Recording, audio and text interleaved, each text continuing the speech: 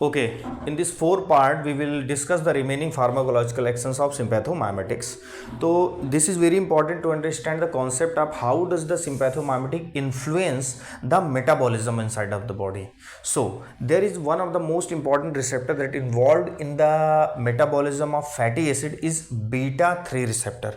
So, starting from the metabolism, that the beta 3 receptor, this beta 3 receptor present in the adipose tissue, and in the adipose tissue it is responsible means once the adrenaline binds, or you can say the norepinephrine binds with the receptor, this involves in the metabolism of triglycerides and breakdown of triglyceride resulting in the formation of free fatty acid. सो अभी क्या होगा, beta 3 dependent formation of free fatty acid किस में होगा, body में ज्यादा से ज्यादा. तो ये चीज आपकी क्लियर हुई कि ट्राइग्लिसराइड से फ्री फैटी एसिड ज्यादा फॉर्मेशन होगा. अब देखिए बॉडी में फ्री फैटी एसिड ज्यादा फॉर्मेशन होगा, एक तो ये बात हो गई नंबर 1.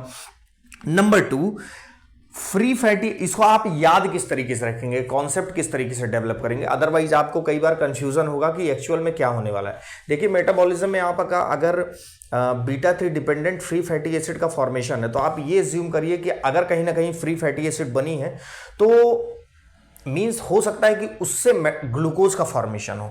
और नो डाउट ये होता है, क्योंकि अदर देन कार्बोहाइड्रेट अगर प्रोटीन या फैट से ग्लूकोज का फॉर्मेशन हो तो हम उसको बोलते हैं ग्लूकोनियोजेनेसिस. और देखिए जो ग्लूकोनियोजेनेसिस है, ये ग्लूकोनियोजेनेसिस वो भी प्रोसेस बढ़ती है सिंपैथोमाइमेटिक के इन्फ्लुएंस में, बट वो डिपेंडेंट किसके होती है, बीटा 2 के डिपेंडेंट.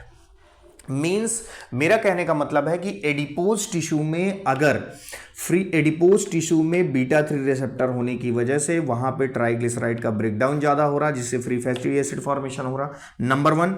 और ये फ्री फैटी एसिड कहीं ना कहीं ग्लूकोज फॉर्मेशन में हेल्प कर रही, लेकिन वो डिपेंडेंट किसके है, बीटा 2. तो हम ये भी कह सकते हैं कि बीटा 2 डिपेंडेंट जो हिपैटोसाइट्स होती हैं, बीटा 2 जो मतलब हिपैटोसाइट्स में जो बीटा 2 रिसेप्टर है, वहां से कौन सा प्रोसेस हो रहा है, gluconeogenesis and glycogenolysis, means break down of glycogen into glucose.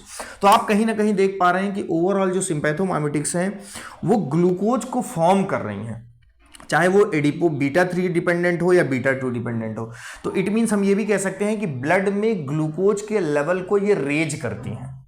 जो सिंपैथोमाइमेटिक होती हैं वो ब्लड में ग्लूकोज के लेवल को रेज करती हैं, एंड ग्लूकोज के लेवल को रेज करने के बाद उनका क्या, ग्लूकोज के लेवल को रेज करती हैं, प्लस अल्फा 2 डिपेंडेंट, ये भी बहुत इंपॉर्टेंट है, अल्फा 2 डिपेंडेंट ये क्या करता है, इनहिबिट करता है इंसुलिन को.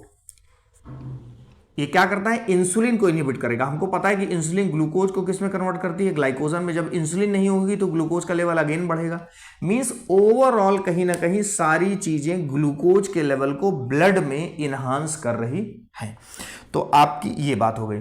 और number 2, beta 2 dependent pancreatic action भी होता है. बीटा 2 डिपेंडेंट पैंक्रियाटिक एक्शन क्या, कि ये ग्लूकेगॉन के रिलीज को बढ़ाता है, और ग्लूकेगॉन करता है ग्लाइकोजन को ब्रेक करके ग्लूकोज बनाता है. मींस ओवरऑल हर तरीके से आपको ग्लूकोज का लेवल रेज करना है, चाहे तो वो beta 3 dependent free fatty acid का फॉर्मेशन हो, बीटा 2 डिपेंडेंट पैंक्रियाज में ग्लूकेगॉन का रिलीज हो, बीटा 2 डिपेंडेंट हिपैटोसाइट्स में ग्लूकोनियोजेनेसिस या ग्लाइकोजिनोलाइसिस हो, या अल्फा 2 डिपेंडेंट इंसुलिन का रिलीज का इनहिबिशन हो. हर तरीके से ग्लूकोज का लेवल ब्लड में रेज होगा. तो ये बात हो गई. बहुत इंपॉर्टेंट बात एक ये है कि देखिए लीवर के केस में जो सिंपैथोमाइमेटिक्स ड्रग्स होंगी वो बेसिकली इनिशियली इफ्लक्स ऑफ क्या करती हैं, इन्फ्लक्स ऑफ पोटेशियम आयन, जो कि क्या होता है, हाइपरकैलेमिया कॉज करता है स्टार्टिंग स्टेज में. बट वो जो पोटेशियम आयन होंगे that is uptaken by the skeletal muscle, और वो स्केलेटल मसल से क्या हो जाएंगे, वो स्केलेटल मसल जब उनको अपटेक कर लेगी तो कंडीशन हो जाएगी हाइपोकैलेमिया.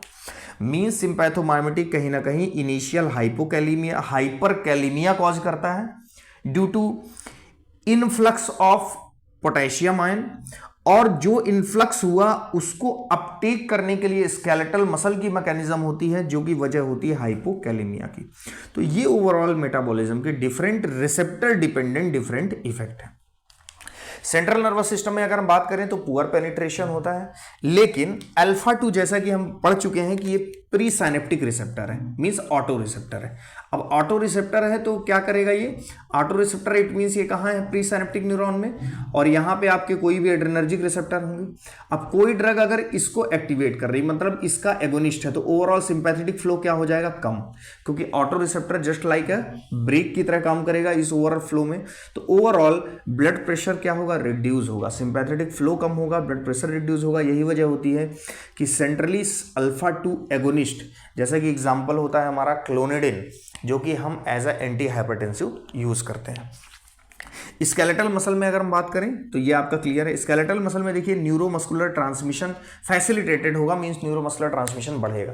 अब देखिए एक सिंपल सा कॉन्सेप्ट याद करने का ये है, देखिए आपके स्केलेटल मसल में लार्जर ब्लड वेसल्स होती हैं और वहाँ पे बीटा 2 रिसेप्टर होता है। बीटा 2 रिसेप्टर आपका वैसोडाइलेटेशन करता है ब्लड वेसल्स में, तो जितना ज़्यादा ब्लड फ्लो होगा उतने न्यूट्रिएंट और पावर जो है ब्लड से, मींस जो न्यूट्रिएंट जो सप्लाई होगी मसल को वो ज़्यादा से ज़्यादा मिलेगी। तो हम ये इससे कोरिलेट कर सकते हैं, जब ब्लड सप्लाई बढ़ेगी तो पावर ऑफ स्केलेटल मसल बढ़ेगा, कॉन्ट्रैक्शन बढ़ेगा, इनडायरेक्ट मैकेनिज्म है। और तो एक न्यूरोमस्कुलर ट्रांसमिशन को हम क्या बोलेंगे, यहां पे फैसिलिटेट कर रहा है कौन, सिंपैथोमाइमेटिक्स। इनडायरेक्टली बहुत प्रोमिनेंट एक्शन है इसका यहां पे नहीं होता, बट फैसिलिटेशन होता है, इनिबिशन नहीं होता।